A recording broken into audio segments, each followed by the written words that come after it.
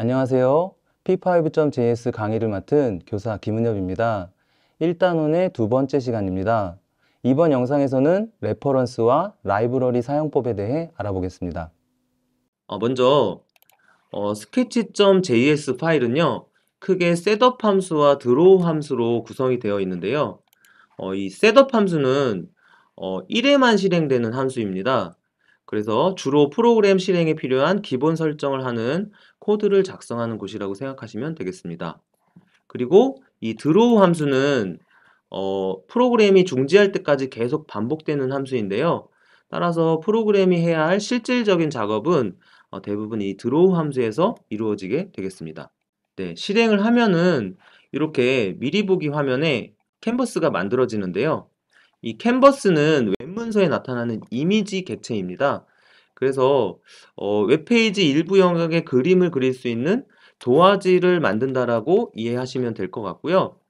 실제로 캔버스 영역에 그려지는 모든 것은 이미지 파일입니다. 그래서 이렇게 우클릭을 하시면요, 다운로드가 가능합니다.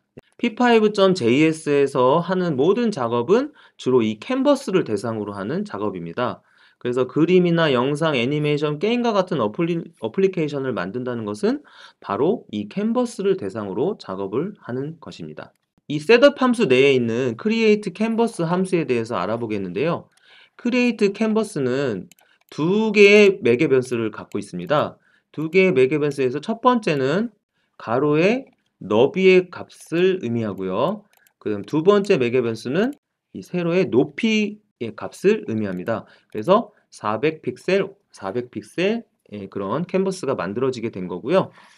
만약에 이 create canvas라는 함수가 없다면 캔버스가 안 만들어지는 게 아닙니다. 이렇게 실행을 해보시면요. 크리에이트 캔버스가 없으면 기본적으로 100 곱하기 100 사이즈의 캔버스가 만들어지고요. 만약에 캔버스가 없는 그런 프로그래밍을 하셔야 될 경우에는 캔버스를 만들지 말아라 라는 함수를 선언해 주셔야 됩니다. 그게 바로 no canvas입니다.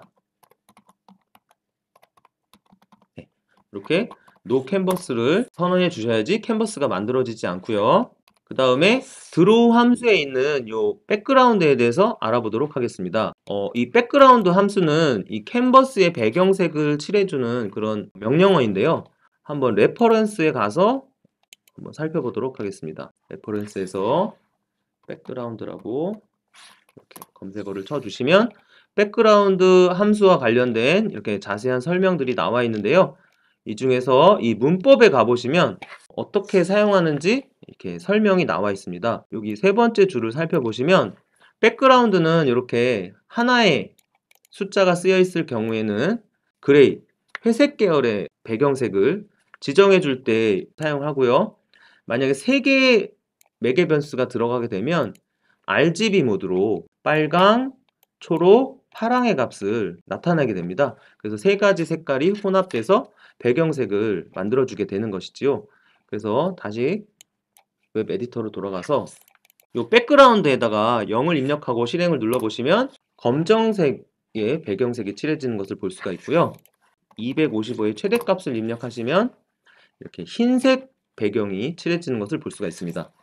그리고 255와 0의 중간 값인 한 150 정도로 입력하고 실행을 눌러주시면 회색 계열의 배경색이 나타나는 것을 볼 수가 있습니다. 그 다음에 세 가지 인수를 넣어 보도록 하겠습니다. RGB 모드로 예를 들어 255, 0, 0 이렇게 입력하시고 엔터를 쳐주시면 지금 RGB 모드이기 때문에 빨간색 배경이 이렇게 칠해지는 것을 볼 수가 있습니다. 그러면 이 캔버스에 원을 그려보도록 하겠습니다. 먼저 백그라운드 값을 180에 180으로 해서 분홍색 계열의 배경을 만들어 주시고요. 원을 그리는 함수는 circle이라는 함수가 있습니다. circle이라는 함수인데요. 이 함수는 세 개의 매개 변수를 넣을 수가 있는데요. 하나는 이 원의 중심 좌표의 x좌표값, 그 다음에 y좌표값, 원의 지름 이렇게 세 가지의 매개 변수를 입력할 수가 있습니다. 먼저 이 캔버스의 중심 좌표인 200에 한 지름이 50인 원을 만들어 보도록 하겠습니다. 실행을 눌러보시면 캔버스의 중앙에 이렇게 원이 하나 만들어지신 것을 확인하실 수가 있습니다. 내부 함수로서요. 그 마우스에 X, Y 좌표를 저장이 되어 있는 그 함수를 이용해서 한번 마우스의 커서 좌표를 따라다니도록 코드를 작성해 보도록 하겠습니다. 네.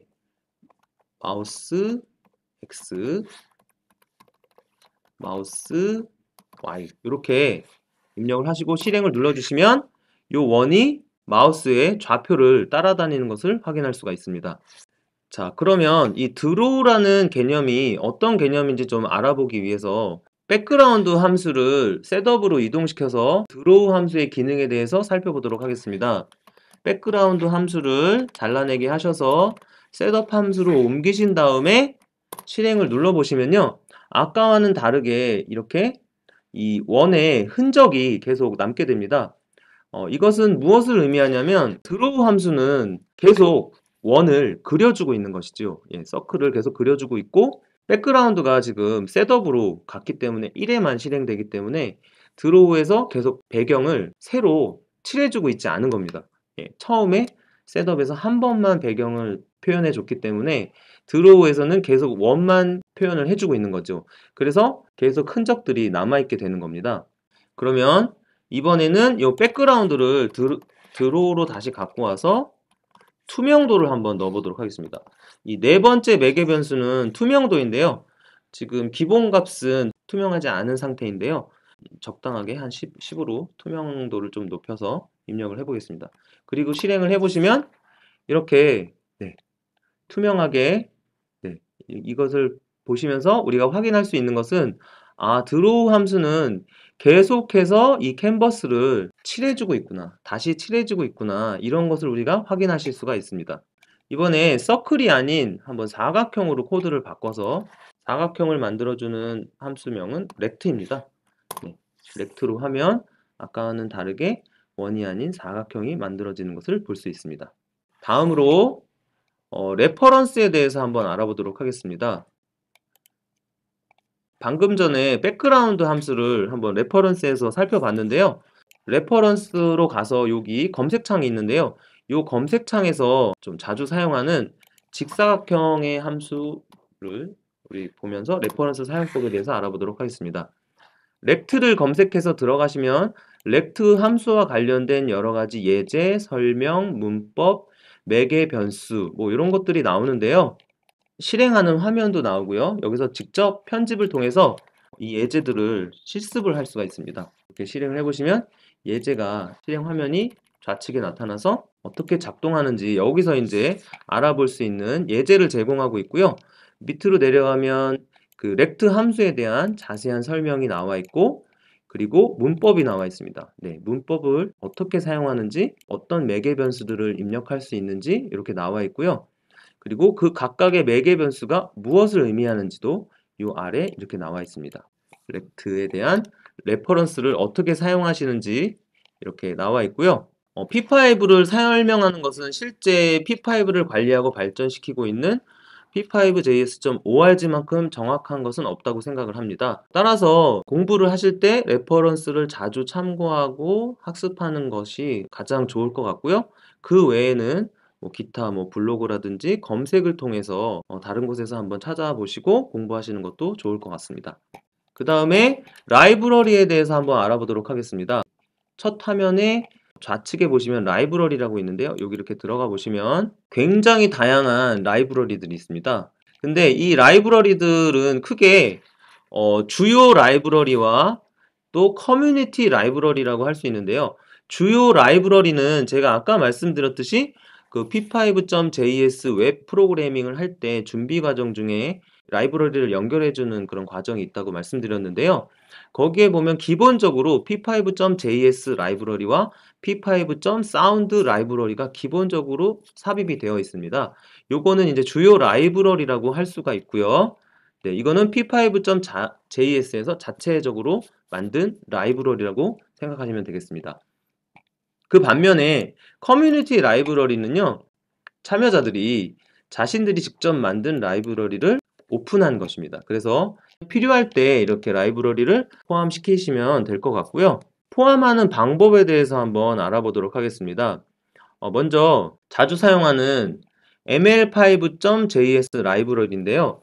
ml5.js 라이브러리를 선택을 해보시면 이런 사이트로 접속이 되십니다.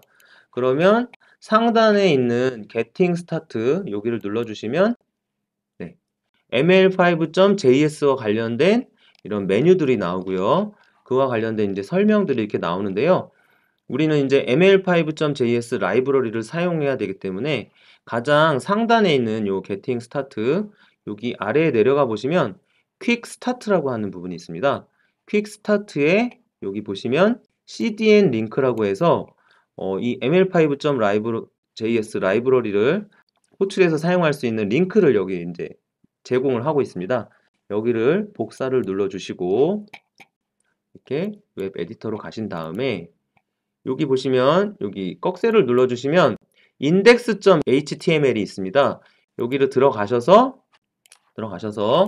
여기 지금 라이브러리들이 삽입되어 있는 것처럼 그 하단에다가 붙여넣기를 해주시면 새롭게 ml5.min.js라고 하는 라이브러리가 삽입되어 있는 것을 볼 수 있습니다. 이렇게 HTML 파일에 삽입을 해주셔야지 그 라이브러리를 불러다가 사용할 수 있는 구성이 된 겁니다. 이렇게 링크를 삽입하는 방법도 있고요. 또는 파일을 업로드해서 삽입시키는 방법도 있습니다. 자주 사용하는 시리얼을 한번 검색해 보도록 하겠습니다. 여기 있네요. 시리얼 포트로 이렇게 들어가 보시면 p5.serial 포트와 관련된 라이브러리가 GitHub에 올라와 있는데요. 잘 링크를 찾아 들어가 보시면 이렇게 라이브러리 폴더로 들어가시고 그러면 이렇게 p5.serialport.js라고 하는 라이브러리를 확인하실 수가 있습니다. 이 파일로 접속을 해주시고 이 방식을 로우 방식을 선택해 주시면 이렇게 웹문서에 파일 형식으로 나타나는데요. 요거를 우클릭 하신 다음에 다른 이름으로 저장을 눌러줍니다. 다음에 바탕화면에 저장을 눌러주시고 그러면 p5.serialport.js 라이브러리가 다운로드가 되었습니다. 그러면 다운로드된 라이브러리를 여기 스케치 파일에 포함시켜 보도록 하겠습니다. 다운로드된 라이브러리를 이 파일로 불러오면 되는데요. 여기 삼각형을 눌러주시고 업로드 파일을 선택해 줍니다. 업로드 파일을 눌러주시고 여기를 눌러주시면 방금 전에 바탕화면에 다운로드한 p5.serialport 요 라이브러리를 확인하실 수가 있습니다. 요 파일을 선택을 해주시고 열기를 눌러주시면 여기에 p5.serialport 라이브러리가 포함된 것을 볼 수 있습니다. 근데 이렇게 불러왔다고 해서 사용할 수 있는 게 아니고요. 요 sketch.js 요 파일을 삽입한 것처럼 이 라이브러리를 연결을 해줘야 됩니다. 그래서 요거와 같은 형식을 여기다 붙여넣기 해주시고 파일명을 요 명을 복사를 하시고 여기에다가 붙여넣기 해주시고 실행을 눌러주시면 이제 요 p5.serialport.js 라이브러리를 p5에서 사용할 수 있는 준비가 된 것입니다. 이번 영상에서는 레퍼런스와 라이브러리 사용법에 대해 알아보았습니다. 감사합니다.